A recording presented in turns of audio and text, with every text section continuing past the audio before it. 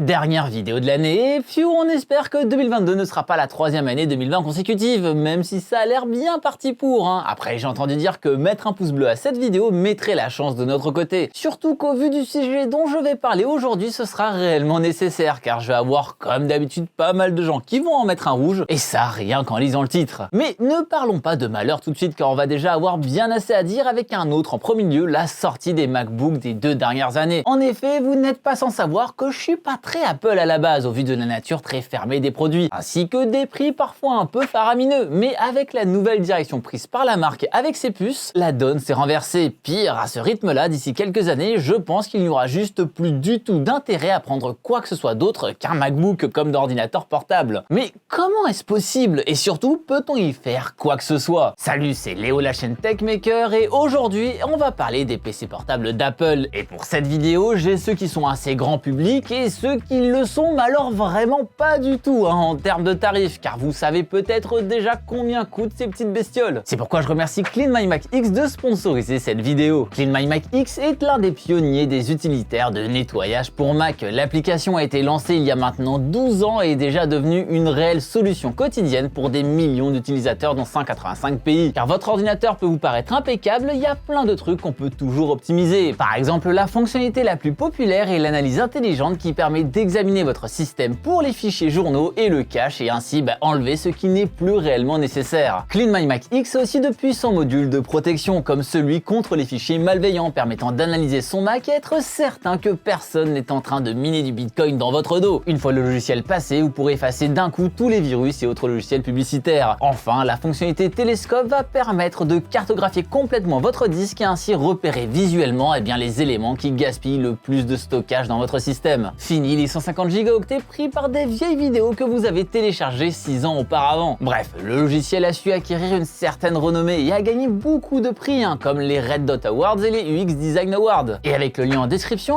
vous pouvez télécharger CleanMyMac X pour votre compagnon de tous les jours. Et si vous êtes sur Windows, que vous le vouliez ou non, vous passerez peut-être bientôt aussi sur un engin du style de toute façon. Donc ça peut être bien de se renseigner à l'avance. Mais pourquoi je suis si alarmiste alors? Déjà, il faut revenir à l'origine de cet énorme changement, le clash entre Intel et Apple. En effet, en revenant un an en arrière, Apple a décidé de ne plus se fournir en processeur Intel pour ses ordinateurs, mais de créer ses propres puces pour ses ordinateurs comme ils le font depuis très longtemps pour leurs smartphones, ainsi que leur smartwatch avec la gamme A avec la A15 Bionic actuellement, ou bien la gamme S avec la S5 dans l'Apple Watch 5. D'ailleurs, un fun fact, mais pendant mes recherches pour cette vidéo, j'ai carrément retrouvé des articles expliquant qu'une rupture entre Apple et Intel était inévitable, et ces derniers dataient de 2010. Ouais, c'est très loin 2010, genre le jeu de l'année à ce moment-là c'était Mass Effect 2 et Skyrim n'existait même pas. Mais pourquoi s'embêter à faire ses propres puces? Eh bien cela permet d'avoir la main sur absolument tout ce qui se passe dans notre bécane, et donc en plus d'être celui qui va créer le système d'exploitation, d'être celui qui va créer le matériel qui va l'utiliser, ce qui va nous permettre d'optimiser ça le plus possible. Les anciens iPhones ont par exemple souvent été moqués pour leur mémoire vive extrêmement faible comparée aux Android de l'époque. Pourtant, ces derniers ne ramaient pas du tout car l'OS était réellement créé pour ces puces de la gamme A. Si vous voulez un exemple dans un autre domaine,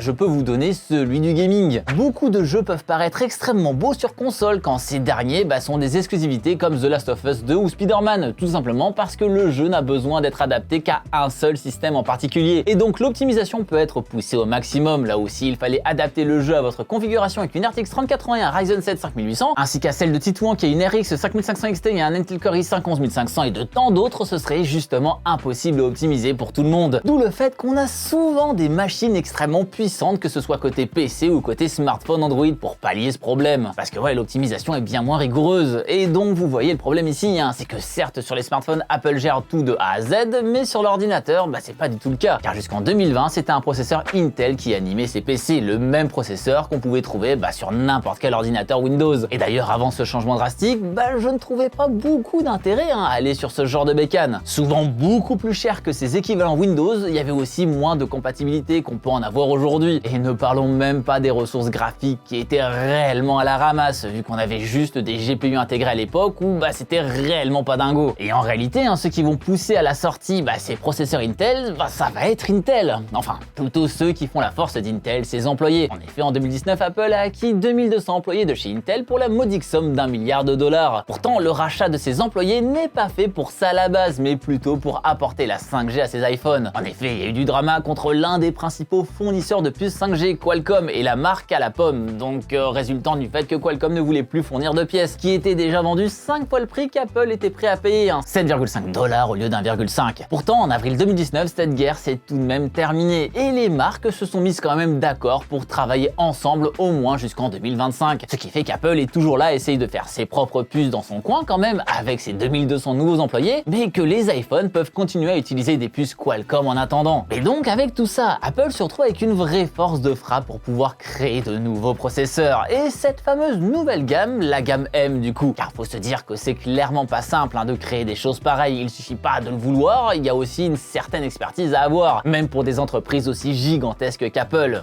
Regardez comment Intel galère à sortir des cartes graphiques qu'ils ont annoncées depuis maintenant des années. Sans l'expertise des employés rachetés par Apple pour faire bien finalement des processeurs, le changement n'aurait pu être aussi rapide je pense. Quel est donc le plus gros changement, mis à part la mainmise sur toute la chaîne de production côté hardware et software alors? Eh bien c'est que ces nouvelles puces ne sont plus sous une architecture x86 qu'on retrouve absolument partout aujourd'hui sur les ordinateurs, mais sous une architecture ARM. Bon, pour éviter d'en assommer la plupart, il faut se dire que cette architecture ARM est bien plus axée pour de l'embarquer à la base. C'est par exemple ce qu'on trouve sur les smartphones de nos jours et le x86 sur ordinateur. Sauf que le truc, c'est qu'au fil des années, les smartphones ont énormément gagné en puissance, au point que certains de ces derniers sont maintenant beaucoup plus performants que des ordinateurs. Et ça, je pense que vous êtes beaucoup à avoir un smartphone qui fait mieux tourner certaines choses que votre vieille bécane. Et cette architecture ARM, étant la base très axée embarquée, est beaucoup moins énergivore, ce qui permet une plus longue autonomie tout en réduisant la capacité et donc la taille et le poids de la batterie, mais aussi beaucoup plus facilement modulable pour tous ces appareils. Faut se dire que maintenant, cette nouvelle puce M1 sous ARM se retrouve sous les MacBook, les Mac mini et même les iPad Pro. D'ailleurs, beaucoup étaient déçus de ne pas l'avoir vu arriver sur les iPhone 13 qui sont encore sous la gamme A. Mais bon, c'est bien beau tout ça, mais à quel point c'est réellement plus performant donc? Sur le papier déjà, ça l'est pas tant que ça. Un CPU 8 cœurs avec une fréquence max de 3,2 GHz, un GPU 8 cœurs, ouais, c'est clairement pas dégueu, mais c'est pas folichon. Mais il ne faut pas oublier ce qu'on a dit plus tôt dans cette vidéo, étant donné que c'est complètement façonné sur mesure, il n'y a pas besoin de pousser tous les compteurs au maximum pour vraiment avoir des performances impressionnantes. Et il y a quelques mois, on a pu voir les variantes encore plus énervées avec les puces M1 Pro et M1 Max pouvant aller jusqu'à 10 cœurs CPU, 32 cœurs GPU, une mémoire vive unifiée de 64 Go. Bon là on parle de vraies machines professionnelles avec des prix qui le sont tout autant, et pourtant même avec des prix pareils, ces machines sont encensées dans les entreprises. Au point qu'on ait vu tout un tas d'articles disant qu'acheter des machines à 6000 balles pièce à ces ingénieurs leur faisait réellement gagner de l'argent. En effet, des sociétés comme Uber, Twitter, Shopify et tant d'autres ont passé le pas en achetant finalement des configurations du style, avec carrément un gars sur Reddit qui a fait des calculs sur le temps effectif gagné et montrant qu'un développeur Android gagnait par exemple 22 minutes de temps de build par jour, et cela pouvait monter encore plus pour d'autres corps de métier. Et au prix de l'heure pour payer un ingénieur, ça devient très vite rentable plutôt que de les laisser attendre devant une barre de chargement qui sert à rien finalement. Évidemment, on parle de giga pro du domaine ici, mais en tant que particulier, on n'a pas besoin de tout ça et on peut très bien rester sur la puce M1 qui fait déjà énormément le café. Ce qui fait qu'en tant que produit de travail quotidien, c'est vraiment quelque chose qui peut changer une vie. En plus, grâce à l'architecture ARM des processeurs, l'autonomie de ces MacBook peut dépasser la dizaine d'heures les doigts dans le nez. Si vous me connaissez, vous savez que je suis pas du tout le mec qui encense le plus Apple sur ses produits, mais force est de constater que j'ai jamais vu un PC qui tenait aussi bien en termes d'autonomie que ces machines. C'en est même complètement effrayant. D'ailleurs, croyez-moi que ça m'énerve bien de trouver un PC avec une encoche aussi dégueulasse et ignoble, aussi intéressant. S'il y avait encore la technologie là-dedans dans cette encoche, mais même pas, c'est juste une pauvre webcam quoi. Bon bref, on a presque du bord à bord, donc au pire on va l'excuser, mais j'avoue que j'en fais des cauchemars toutes les nuits de ce truc. Heureusement que l'ancien M1 ne l'a pas, même s'il a pas le bord à bord non plus. Et là où finalement les ordinateurs portables sous Windows ont encore une chance, c'est sur le côté gaming, car effectivement on est sur de la carte graphique intégrée, donc pas vraiment ce qui se fait de plus puissant. Alors ok, les puces M1 Max peuvent faire tourner des jeux de manière giga correcte, mais là on parle d'un PC à 4000 balles minimum. Et si on va sur des configurations à des prix beaucoup plus classiques comme les M1 normaux, là c'est une catastrophe, sauf si on joue à du jeu indépendant comme moi ce que je fais. C'est vrai que bon là ça suffit pour de la 2D. Le truc c'est qu'ici c'est même pas Apple qui va faire en sorte de changer la donne, mais plutôt la façon dont tous les constructeurs veulent vraiment nous pousser à consommer du jeu vidéo maintenant. Et ça, le cloud gaming, si des constructeurs comme Xbox poussent à mort leur xCloud, c'est bien pour une raison, pouvoir permettre à n'importe qui de jouer avec ses bécanes à travers le cloud et donc aucun besoin de tirer sur la vôtre. Alors oui, je sais qu'on parle de cloud gaming depuis maintenant plus de 5 ans facilement, mais cela évolue sans cesse et avec l'avènement de la 5G, on va de plus en plus en voir et donc avoir de moins en moins besoin besoin de bêtes de guerre comme PC pour ça, ce qui donnera des points bonus aux ordinateurs qui n'ont pas de carte graphique parce que ça sera moins cher, moins lourd, plus fin, aura une meilleure autonomie et je suis même pas certain qu'Apple n'ait le moindre intérêt de se pencher sur la question car d'autres le font pour eux. J'ai pas non plus envie de vous faire 1 million de benchmarks pour cette vidéo parce que c'est pas le but finalement, parce que je tiens à vous parler de tout ça de manière générale, surtout qu'il existe énormément de configurations différentes et donc vous trouverez votre bonheur en fouillant la toile. Mais vous comprenez l'idée avec ce que j'ai pu vous montrer. Là-dedans, ce qu'il faut surtout se dire, c'est que ça ne fait que commencer. L'un des problèmes majeurs qu'ont connu finalement et que connaissent d'ailleurs toujours ces nouvelles puces, c'est qu'il faut tout de même adapter les logiciels, que ce soit du Adobe, du Steam ou autre. Mais plus les années passent, plus les développements sont faits. Et ça se voit qu'au niveau des benchmarks, ça dépote à mort. Actuellement, pas mal de programmes tournent avec un système de compatibilité permettant aux logiciels tournant à la base sous des processeurs Intel x86 de tourner sous les nouveaux M1. Mais les optimisations sortent car justement, tout le monde est en train de s'équiper de ces nouvelles bestioles. Et au plus les années vont passer, au plus il y aura d'utilisateurs et donc de logiciels qui fonctionneront de manière native. Et donc de manière optimisée. Et donc avec tout ce qu'on vient de dire dans cette vidéo, je trouve ça actuellement très compliqué de proposer autre chose comme ordinateur qu'un MacBook. Car effectivement, si on regarde les MacBooks sortis cette année avec les variantes M1 Pro et M1 Max, on monte quand même sur des configurations à des prix réellement délirants et donc vraiment pas axés pour un marché grand public parce que ça va de 3000 à 7000 euros. Mais en allant sur du plus grand public, on peut trouver le MacBook Air M1 à 1000 balles qui sera bien plus intéressant à mon sens déjà en termes de prix mais aussi en termes de portabilité. Car faut se dire que les nouveaux M1 Pro et Max pèsent chacun plus de 2 kg, ce qui est contraire au premier point le plus important à mon sens pour un ordinateur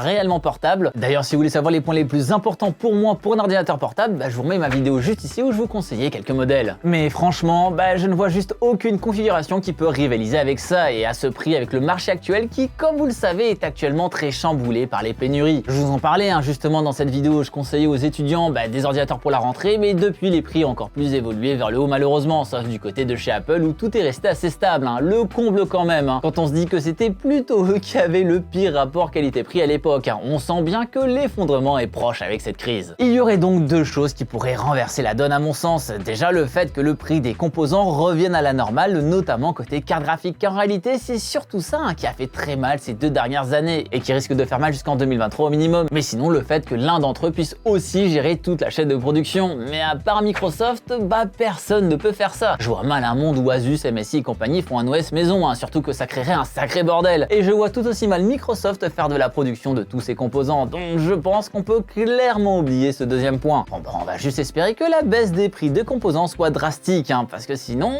tout le monde aura un Mac. Tout ça nous montre bien qu'on a beau faire la course à la puissance, tous les ans, c'est pas forcément ça qui prime. C'est génial d'avoir un Ryzen 9 5950X avec une RTX 3090, mais si la grande majorité de cette puissance sert uniquement à combler des lacunes d'optimisation des différents logiciels utilisés, c'est tout de même un sacré gâchis. Alors certes, ça pose le problème du monopole complet sur la machine. Et d'ailleurs, si Apple réussit à réellement détruire le marché du laptop, on va voir de sacrées aberrations qui vont nous faire regretter d'avoir donné autant de force à ces trucs-là. Mais force est de constater que ça marche du tonnerre pour le moment. Et pour revenir au dernier Mac qui traîne encore sous du Intel, à moins d'avoir un besoin extrêmement spécifique de ces processeurs-là, notamment pour l'architecture x86, il n'y aura juste aucun intérêt de partir sur ces antiquités. Peut-être pour les revendre aux enchères d'ici quelques années, qui sait. Mais vous alors, est-ce que vous pensez que la fulgurante montée d'Apple sur ce marché est aussi inarrêtable, ou alors les constructeurs de PC sous Windows vont réussir à trouver réellement une solution viable pour réussir à rattraper le retard accumulé? N'hésitez pas à me dire tout ça en commentaire juste en dessous. Évidemment, comme d'habitude, il va y avoir du fanatisme et de la haine envers Apple. Je me répète, mais soyez réellement critiques quand vous jugez des produits. Regardez, on me considère comme le Léo anti-Apple de YouTube, alors que pourtant je m'en fous pas mal, comme vous pouvez le voir avec cette vidéo. Juste que je réfléchis quand je donne mes avis. L'iPad il est vachement bien, les MacBooks sont vachement bien, et les iPhones ils sont vachement claqués au sol. Bon, on peut pas tout avoir. Bref, j'espère que la vidéo vous aura plu. Si c'est le cas, c'est la dernière fois que je vous le demande de l'année, vous pouvez me mettre le pouce bleu de l'amour sous la vidéo, parce que c'est le meilleur moyen de me le faire savoir. N'hésitez pas à partager cette vidéo à tous vos potes qui se demandent quel ordinateur prendre pour qu'ils se rendent bien compte qu'ils auront bientôt plus le choix. Et bien sûr, le plus important, si ce n'est pas déjà fait, abonnez-vous à la chaîne en cliquant sur le logo qui vient d'apparaître juste là. C'était Léo de la chaîne Techmaker, on se retrouve dans un an, et surtout, n'arrêtez jamais d'apprendre. Salut!